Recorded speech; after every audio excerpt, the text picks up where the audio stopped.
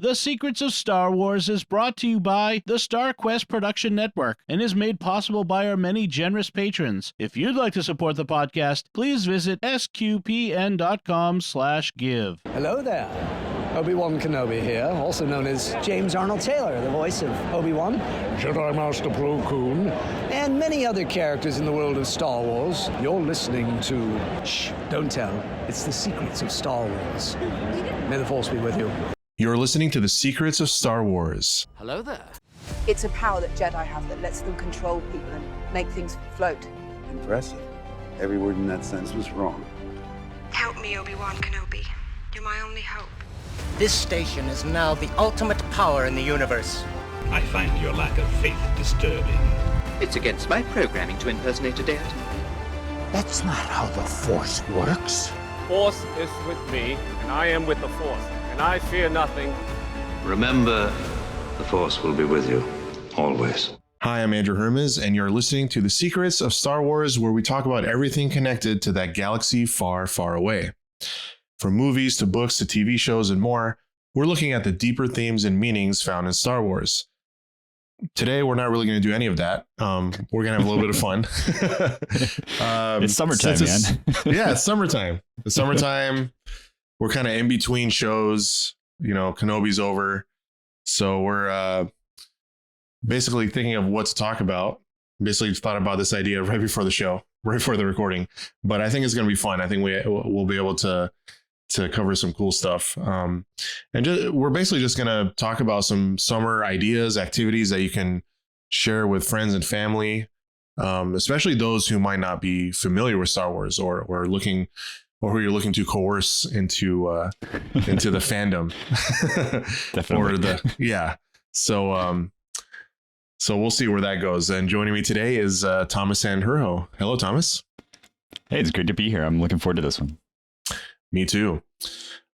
So I guess first off, you know, when I think of like trying to get family into Star Wars, you know, I think of when my wife and I were dating, I like put on a thumb drive the original trilogy, and it was the theatrical versions of the original trilogy. So the original trilogy, original trilogy. Yeah. Before George Lucas touched anything. And, you know, I think she was like, maybe she remembers kind of watching Star Wars when she was a kid, like her older brothers maybe had it on, but she was not really familiar with Star Wars. But she just knew that I was a huge fan, and then that she would have to deal with me. And kind of half joking, half serious. I was like, well, if this is going to work out, you have to at least, you know, watch the original trilogy so we can to tolerate it. Yeah. You have to sit through it with me at least once. Absolutely. And I'd even make her do that. I'm like, you know what? Watch it on your own. I don't want to be, nice. You know, I was like, I don't want to do the thing where I'm like, I'm looking at you while you're watching it and you got to pretend like you're enjoying it. I'm like, what? Just watch it and then we can talk about it. You know, being the amazing wife that she is now and the amazing woman she's always been, she agreed to it. She had an open mind, and she is a Star Wars fan now. And yeah, she definitely had her. I mean, it's obviously dated. The original trilogy is a little dated, yeah. And she had to deal with that. And then we were talking right before the recording. Luke as a character is not always the type of guy that you can root for because he makes all these dumb decisions. That was a big barrier for my wife getting into it when she was growing up too. Yeah. And, you know, she kind of came away with like, it's like, man, I still don't understand why the fandom is so big. But she was like, I get it. Like she was able to enjoy the movies at least. And then after that, it was like a lot of going to different cons. Well, basically San Diego Comic-Con, WonderCon, and then just being immersed into like the whole cosplaying world, you know, and all that sort of stuff. I went one year with her dressed up as Luke. So she got to experience all that. So now she's nice. fully immersed and very, very sort of accepting of my fandom. That's good. for me, it's a lot similar where, you know, she'd watched them growing up because her older brother was into them, and her older brother is very much in the same kind of vein as me. He was into D&D. He was into fantasy writing. He was into Star Wars. And so he shared it with her, and she kind of was like, okay, what I like it because my big brother likes it, right? And then had nothing else to do with it. And then she found me, and she was like, I was into anime. That was the big thing that she didn't like about me when we started dating. She's like, I don't know, this guy's really into anime. She told like everybody she knew, she was like, is it okay that he's into anime and that he's still like an okay person? That's always a red flag for women. I don't know why. Yeah. It's hilarious. I don't know why. And because, you know, like the kind of anime that I'm into is not like your, you know, run of the mill anime. I'm like into Hayao Miyazaki and the really like super you know, fantastical kind of stuff, not so much the like bubblegum kind of stuff that you watch on TV normally, or Dragon Ball Z. You know, I watched Dragon Ball Z, but that was not like the anime that I would say I was like into. Right. So you know, with Star Wars, I started watching it with her, and it wasn't really until we had kids, and the kids started getting into it, and then just the amount of stuff that's out there for it now. And I think where it really settled in for her was when we watched Rogue One, and Rogue One did so much to kind of expand the world of the original trilogy. And that really, that hit her in a way that it was like, oh, okay, it makes sense that you don't just watch these movies for the movie, you watch these movies for like all the other stuff that's not in the movie, like that never gets stated. And that was when she really got into it. Yeah, I had a similar experience. I mean, Renita, my wife, Rogue One's her favorite movie out of anything Star Wars. So yeah, I think that's a good thing to point out. It's like the original trilogy, like I think is a good idea if you're gonna get people into it for the first time. Mm-hmm.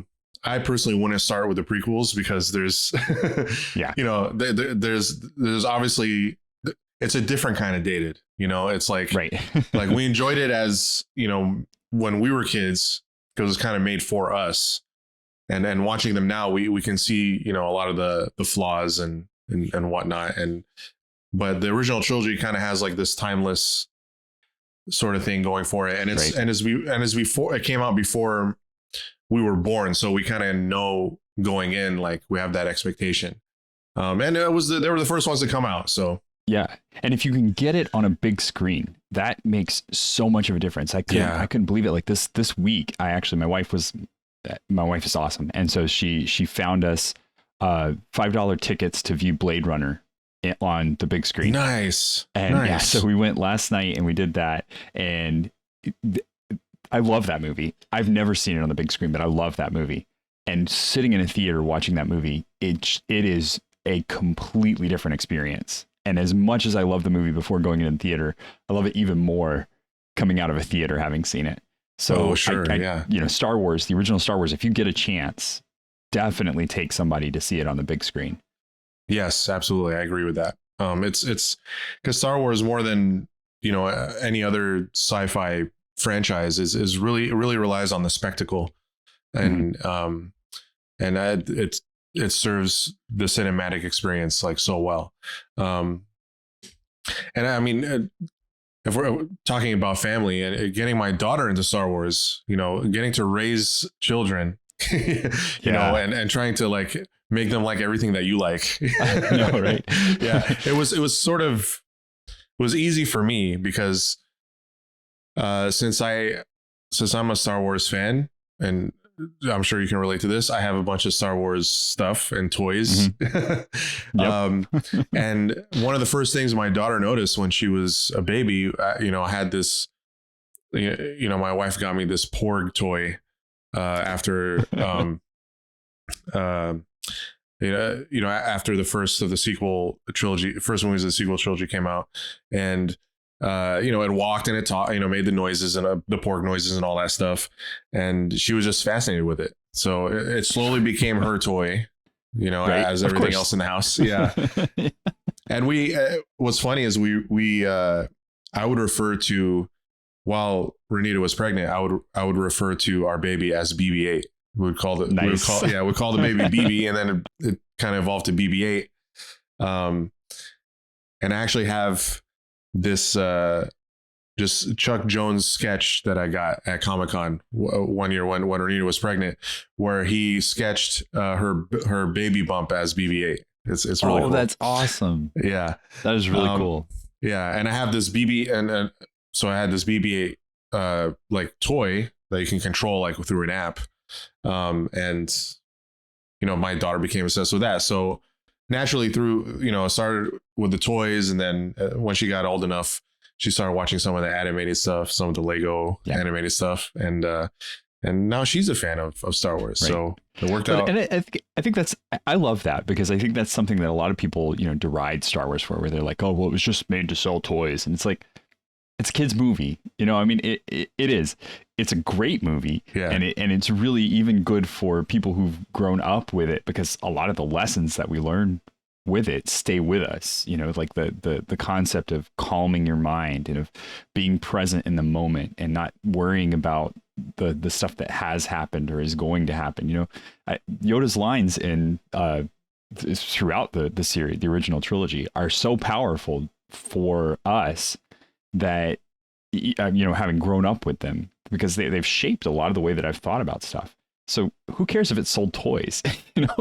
Like right, that it made me more invested in it, and then I wanted to come back and watch the movie again because I wanted to play with the toys the way the movie was, and so many people have gone on to do like really incredible things in video games and other movies, that because they've been so inspired by what Industrial Light and Magic was when it, because it was nothing. I mean, it was just a bunch of guys basically that Lucas gathered up and kind of worked out of a barn essentially, and they made this phenomenal culture changing series of movies. Definitely, and I think that's a sort of a good tip for getting people into Star Wars, is like just meeting them where they're at. Is if they're into video games, maybe introduce them to one of the games. And if they're into toys and figurines, or if they're a collector of any other franchise, then maybe get into that sort of part of the fandom. If people are into the books, I mean, there's plenty of, obviously there's a whole legacy of Star Wars books that you can introduce. So I think for a franchise that's been around as long as Star Wars and as successful as it is, there's really an entryway for anyone. You can go beyond like just holding people's eyes wide open and having them like, hey, watch the movie. Yeah, I love this. Yeah, you must love this. Yeah. And I think too, one of the things we have to be careful of as Star Wars fans is that I mean, especially me, like I can name every single ship that comes on the screen, right? I know what it is. I know the difference between all of the variations on the TIE fighter as they come on the screen. I can tell you, this is the TIE fighter. This is the TIE fighter. This is the TIE LN. This is the Defender. This is the bomber. But that's because I've been in this since I was 8 years old, and sometimes we forget that, and we start just doing the jargon when we're talking about Star Wars, and we forget that it still is the themes that Star Wars has are universal, right? It's a coming of age tale. It's a tale of good and evil. It's a tale of redemption. And all of those things are really great parts of the movie that, yes, there is this broader universe that it's part of, but don't feel like you have to don't feel like a person watching it the first time is going to get all of those tiny little nuances that you've got on your 30th or 40th viewing of the movie. Right. Yeah. Yeah. I mean, it took me decades to finally, play a Star Wars RPG. I mean, you kind of led us into that, right? So yeah. I never thought. So now I'm into RPGs now, I guess. Like now I'm into this Star Wars RPG stuff. I can now like try D&D and get into that world if I wanted to. So, the options are endless. So like we mentioned, it's summertime. And let's say you're trying to think of some Star Wars themed activities. Maybe you have family members that are already into Star Wars. Or at least if you could think of something everyone can kind of participate in with a Star Wars twist, what are some ideas? I know, Thomas, you were you were describing some before the recording, so I wanted to really get into what you do with your family. We've done a couple that I think are a lot of fun, and so these are kind of DIY, low barrier things to do. Kids love them regardless of what they are, regardless of whether they're Star Wars fans or not. They're a lot of fun. So one of my favorites is pool noodle lightsaber fights. So you go to the Dollar Tree, you get a bunch of pool noodles, cut them in half, shove a PVC pipe up in them, because they're really floppy on their own, so they don't work out very well. And so you just shove a PVC pipe up. They're soft enough that when a kid swings it, it's not gonna injure anybody, right? And if you're worried about the noodle coming off, you can just duct tape it on real good, and you're good to go. And they're bright colors, so they look like lightsabers.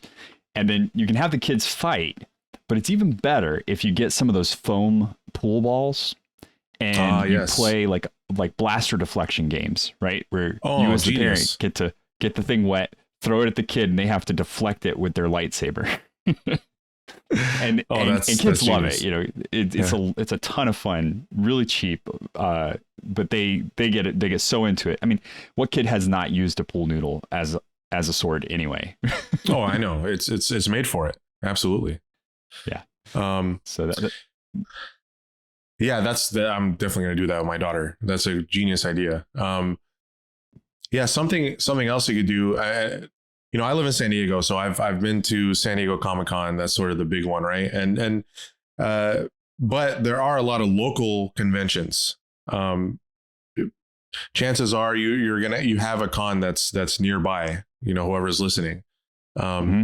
And I think a cool experience, even if you're not into going to conventions, or you're not like a huge fan, of anything, you're just kind of a general fan. I think a cool experience is to go to a convention. There are a lot of, especially the cosplaying aspects of a convention. Like, I'm not a big cosplayer. Like, I've done it a few times, but I just love seeing people dressed up, and obviously Star Wars, people dressing up as Star Wars characters are going to be a big hit at almost any con. And I just remember, like, the first time, taking my wife when we were dating, and her being immersed in that, like I mentioned before, and then getting to take my daughter at a very young age, and just her seeing like these, like these characters are not on TV anymore. Like, oh, they're in real life. Right. Like, it's like really there. They're there. They're tangible, and it's really a cool thing to see, especially if you have young children. I really encourage people, if you've never been to a con before, small or big, I think it would be a cool experience just to be able to be around folks who are really into it. And and if you're not into the cosplaying stuff, I mean, chances are there's going to be some panels that might interest you. So it's always good to like look at a schedule of whatever con that is around you, and see if there's any cons any panels that might interest you. And it's something I really encourage, because I've gotten to obviously take my wife and my daughter and see their first con experiences, and now they're always looking forward to going to Comic-Con. Okay. And that's something my wife thought she would never say. It's one my wife did. When she took us the first time, she did it because she was like, I know my husband's into this stuff, and he says it's cool, so we're gonna go give it a shot. And we went, and now it's every year we go. We go every year. She's buying the tickets as early as she can, because two things happened at that first con. First off, she saw how much the kids lit up, how excited they were about everything, how happy I was, how like it's a con. It's cool. It's like local people are into stuff. But then all of the panels that you could go to were so good that she considers it just part of our homeschooling, that we take our kids to go and experience these panels, because they talk about behind the scenes stuff. They talk about, what it means to be a voice actor, what it means to make props, how you got into a role, how you make costumes. We had this lady last year that was like, she's a costume maker, and she couldn't tell us half the stuff she was working on because it was still yet to come out. And so she was if I could tell you about this, there was just this cool thing we did. And she would just like gush over the stuff that she got to work with and work on. But she couldn't tell us what it was. So, I think that's the kind of stuff that's like, it's so cool for your kids to see that this is a real thing. Like, it's not just this fictional thing that happens somewhere else, but that, yeah, you can get involved in it. And even in Tampa, you know, there's plenty of costuming opportunities that you can go into. There's plenty of, like, you know, makeup for different kinds of things, special effects stuff. So, you know, wherever you are, it's great to take your kids to these things because they pull in talent from all over the place. And a lot of times the talent that comes in, they're doing the convention circuit. So, you know, they've got like 2 or 3 months out of the year, summertime, where they just go to one con after another. So they'll finish here and then they'll fly somewhere else. And it's good because especially if you're later in the season, it's really great because then they've honed their talk down to this really nice package that they're going to hand you. So, yeah. And so even if you're not really into like, well, I'm not really into meeting celebrities or anything like that, going to those panels is incredible. Cause that's me. Like, I really honestly could not care less getting my picture taken with a celebrity. It doesn't, just doesn't do it for me. But going and sitting and hearing them talk about their craft, or hearing someone present about how they've engaged, how they got into what they're doing and how they've stayed with it, that is really incredible to me.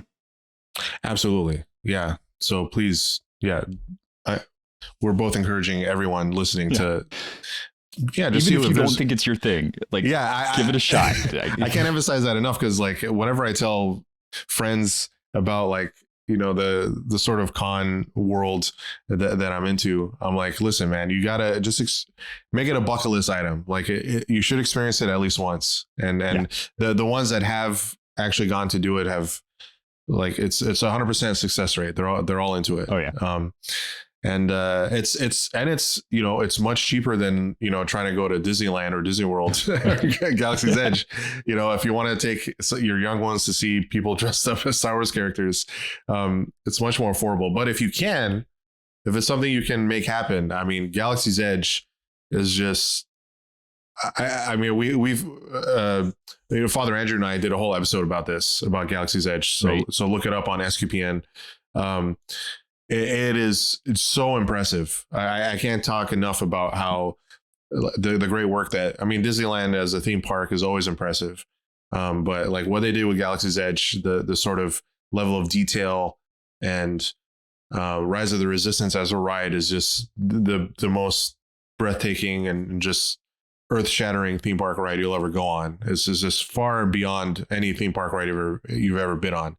If you do get the chance, even, I mean, if someone's just like happy to go to Disneyland, which most people are, like, Galaxy's Edge will be one of their favorite parts of it, even if they're not a Star Wars person. So if that's something you can make happen, if you live close to the Southern California area or Florida, or if you can, you know, if you're the type of person that's planning a trip to Disneyland or Disney World, that's if you're really going to get someone in Star Wars, I think that would be a great chance for you to do it. And I know summertime obviously is when a lot of people go. So I really encourage you to do Galaxy's Edge right. If you're trying to ride Rise of the Resistance, you know, check the details on how to, sometimes they do a virtual queue. Sometimes you got to wait in line early. So set yourself up for success. If you're planning to go to Galaxy's Edge. Yeah. Disney queues are pretty good too. That's the one thing I've, you know, being here near Orlando, the difference between going to Universal Studios and going to Disney is tangible. Universal's getting better, but Disney's really, it's amazing. Like you don't feel like you're waiting in line very long because they have all these systems where you can, you know, check in early. I think the new Genie thing they got is pretty good, where it tells you what's available and you can register for it. And it doesn't feel like you're like rushing against a whole bunch of people. It feels kind of like a collective, like, hey, everybody, this is the time where it's going to be best for your group to get into this particular thing. Yeah, Disneyland, they know how to theme park. Like they do. Same thing in Southern California. It's Universal Studios. I've been to both, and here in Hollywood, just north of us. And yeah, Disneyland just has it down. You know, they really know what they're doing. And take advantage of the queues. Because you might go. I've had people go and they're like, they didn't know about the virtual queue or whatnot, and they're like, they didn't even have a chance to go on Rise of the Resistance or some of the other experiences. So, and even just getting food, like you can order food beforehand and not wait in line to get food. It's it's really a cool way to do Disneyland if you prepare the right way. And check out some YouTube channels, because there are a ton of YouTube channels that are dedicated to people going to parks, and they'll walk you through how to do it. They'll tell you the whole process. They'll tell you what the best ways, best times, all that kind of stuff, and they're really good at it. I wanted to close out before we move on to our next topic. I wanted to close out with one more DIY that is really fun, that is as goofy as all get out, but it worked really well. So you got to try this if you get a chance. Make your own kites and fly them, and you can do Star Wars themed kites.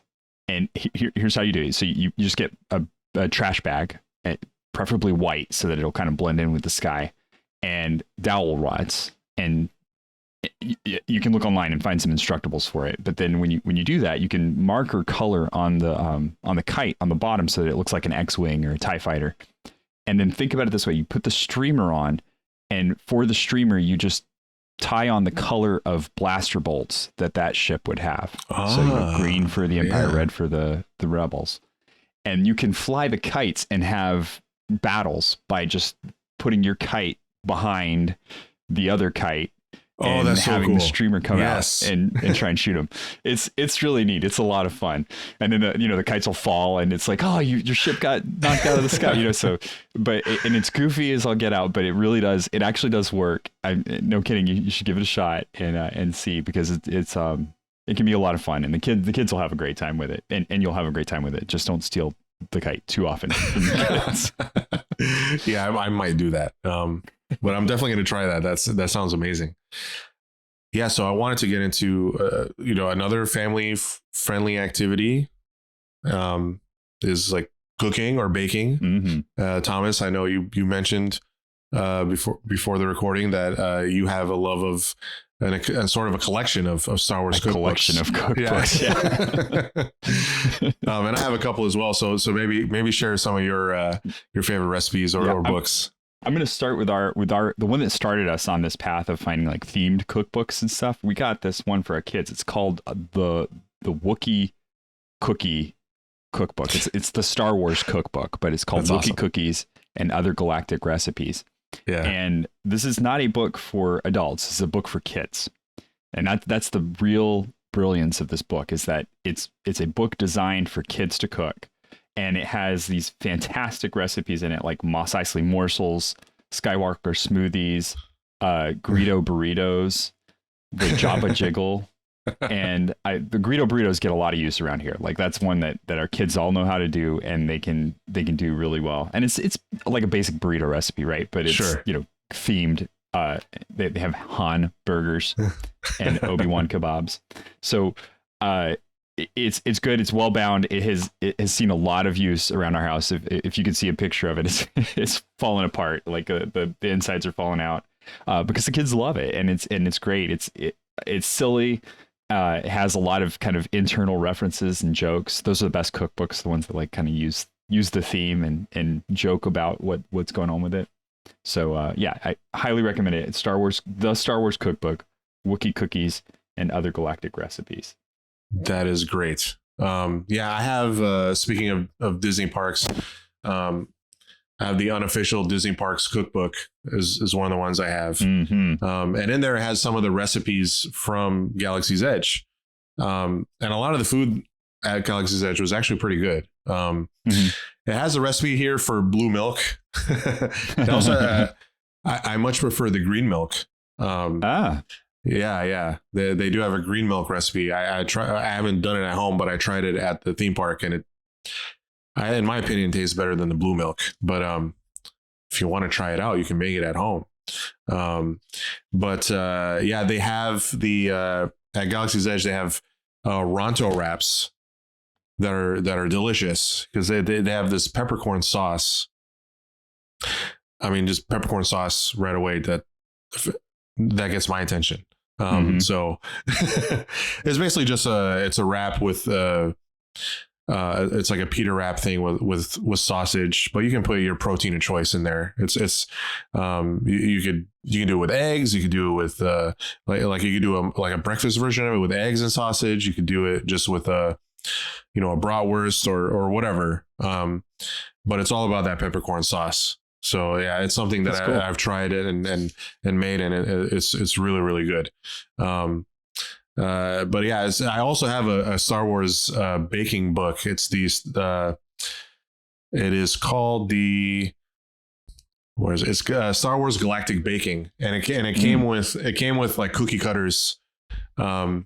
It's kind of like a book, a book that came with it's like a little set. It's like a book and the cookie cutters.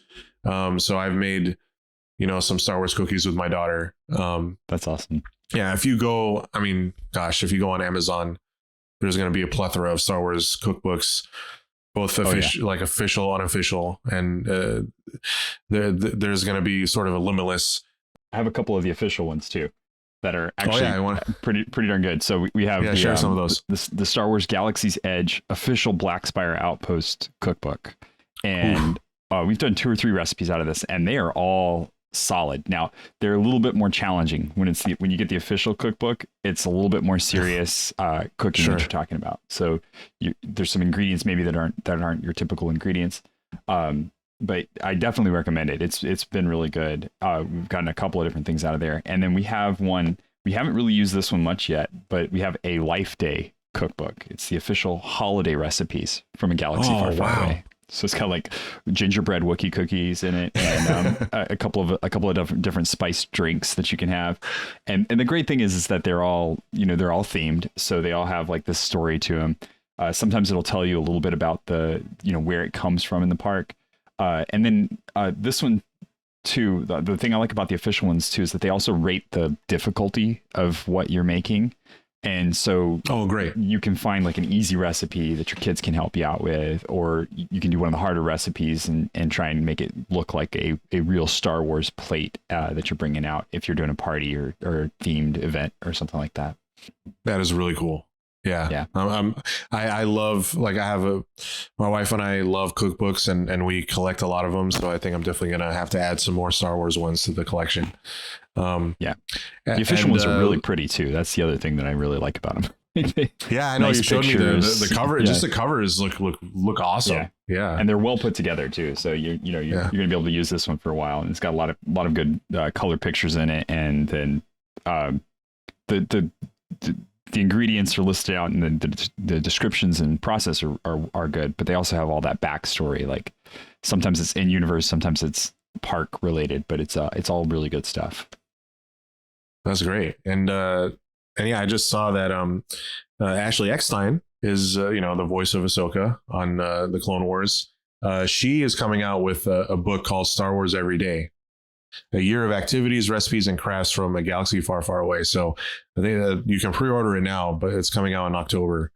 Nice. So, I mean, that's probably something I'm going to definitely buy. We all love Ashley, and that's probably something that, I can already see just from the cover. There's a bunch of stuff I could do with my daughter. It looks like she has like some sort of gingerbread house thing going on, some bracelets. Yeah, that just sounds really cool. Very cool. Yeah, and speaking of things that are coming up, August 5th, Lego Star Wars Summer Vacation is coming out. Yeah. And again, if you have young ones, getting them into Lego Star Wars, whether it's the show, the movies, the games. The games are amazing, by the way. You think like they're not just for kids. Like, I've played the Lego games. They're really fun. They're really fun. And they're not just for Star Wars fans either. They're right, goofy and irreverent and wonderfully put together, and tell a great story that's parallel to the story of Star Wars. So Sure. highly recommend the Lego Star Wars games for sure. Yeah. So kind of, look out for that August 5th. The trailer is out. You can go and watch it. It looks hilarious like all the other ones. I really enjoyed the Halloween special that came out last year. So looking forward to that. Speaking of Lego, if your kids are into Lego at all, there are of course, yes, infinite numbers of Lego sets that you can get for your kids that are Star Wars themed, and all the way from just like a couple of figs and a little setting for them to be fighting in or something, to the Millennium Falcon. That's like, the Holy Grail. Yeah. Yeah, it's amazing. and that's probably one that's not for your kids. That's for you. You're getting that for you, and of course, and telling yourself it's for your kids. But, exactly. You got to justify it somehow. Exactly. Yeah. Well, it is Lego, so it's pricey. But the thing about Lego is that you put that set together, and it's solid. It's well built. It's got lots of neat little features to it that are telling a story in and of itself. And then the great thing about Lego is if you drop it and it falls apart, you can always just put it back together. You don't have to have a bunch of glue. And, you don't have to have a crying child, at least not for very long. Once you explain to them, no, it's okay. We can just put it back together. It's all right. Nothing's actually broken. It just fell apart. We can just smush it back together. You're good. Oh, that's a good point. Yeah. And I mean, before we wrap up, are there any other ideas or anything else? Any final thoughts on sort of Star Wars summer activities? No, I think one of the things to keep in mind too is that doing this stuff during the summer is great, because this the thing I think we tend to forget with the rolling cycle currently of Star Wars stuff is that Star Wars was a summer movie, right? It was the original summer movie, and that's kind of the idea, is to go in, watch a movie at the beginning of the summer, get inspired, and go out and play as that thing all summer. And that was, me growing up, that was my friends growing up, was we would watch this stuff. We would get really inspired by it. We would go out and be Jedi or Rebels or Imperials for the summer. And that was, and we just threw ourselves into it. And I think we lose some of that currently, because there is so much stuff that we do that's indoors, and that's more watching the show and getting involved with it that way and learning about it, and we forget to just let our kids go outside and kind of and play as those things. And if you can be that parent that goes and plays with the kids that way, go teach your kids to do if you want to be really awesome, set up a course in your backyard that's like a Jedi training course, right? Give them pull through the lightsabers, throw some foam balls at them, have them do jumps and rolls and all that kind of stuff, and train them to be Jedi, and talk about when you went to Jedi school, and share that experience with them, and they will absolutely love that. You are parenting right. That is great. I learned a lot today from you. So I'm gonna take that with me. But yeah, that's great. With that, before we let you guys go, we'd like to take a moment to thank our patrons who make it possible for us to create Secrets of Star Wars, including Matt L, Joe D, Marshall B, Catherine O, and Kathy F. Their generous donations at sqpn.com/give make it possible for us to continue the Secrets of Star Wars and all the shows at StarQuest. You can join them by visiting sqpn.com/give. Be sure to subscribe to the show on Apple Podcasts, Google Play, Stitcher, TuneIn, Spotify, iHeartRadio, or on the SQPN YouTube channel. To find previous episodes of Secrets of Star Wars and to send feedback, please visit sqpn.com/Star Wars. You can email us at starwars@sqpn.com or follow StarQuest on social media at facebook.com/StarQuestMedia or on Twitter at SQPN, or join our Discord community at sqpn.com/Discord. We'll be back next time when we'll be having a very special guest join us. If you're a fan of the audiobooks, specifically Star Wars audiobooks, then there's a good chance you're familiar with the voice of one Mark Thompson, who's voiced many Star Wars favorites such as the Thrawn Trilogy. We're very excited and honored to get the chance to chat with him, so make sure you tune in for that. Until then, Thomas, thank you for joining me and sharing the secrets of Star Wars. It's been great. Once again, I'm Andrew. Thank you for listening to the Secrets of Star Wars on StarQuest.